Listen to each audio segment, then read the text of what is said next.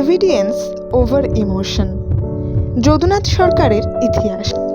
যখন ভারতবর্ষের ইতিহাস কিংবদন্তি আর কাহিনীর ভিড়ে ঢাকা পড়েছিল, তখন এক মানুষ বলেছিলেন, প্রমাণ ছাড়া ইতিহাস নয়। তিনি Jadunath Sarkar. History is not imagination, it is evidence. জন্ম 1870 সালে রাজশাহীতে। তিনি ছিলেন আধুনিক ভারতীয় ইতিহাস চর্চার পথিকৃৎ।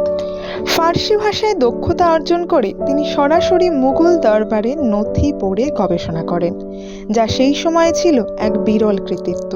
তার 5 খণ্ডের বিখ্যাত গ্রন্থ হিস্ট্রি অফ ঔরঙ্গজেব সম্রাট ঔরঙ্গজেবের শাসনকে নতুন দৃষ্টিভঙ্গিতে তুলে ধরে। শুধু তাই নয়, তার fall of the Mughal empire আজও মুঘল পতনের অন্যতম প্রামাণ্য বিশ্লেষণ। কিন্তু তার সবচেয়ে বড় পরিচয় কি?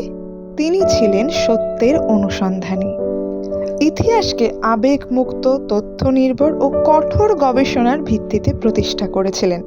1926 সালে তিনি কলকাতা বিশ্ববিদ্যালয়ের উপাচার্য হন।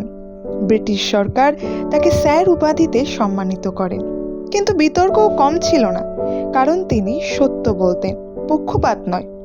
আজ যখন ইতিহাস নিয়ে মতভেদ তীব্র, যদুনাথ সরকার আমাদের মনে করিয়ে দেন, ইতিহাস মানে তথ্য, যুক্তি আর নির্ভীকতা। তিনি শুধু ইতিহাস লেখেননি, তিনি ইতিহাস চর্চার মানদণ্ড তৈরি করেছিলেন। ধন্যবাদ। এরকমই আরও অনেক জানা অজানা তথ্য পেতে পাশে থাকুন চ্যানেলটির।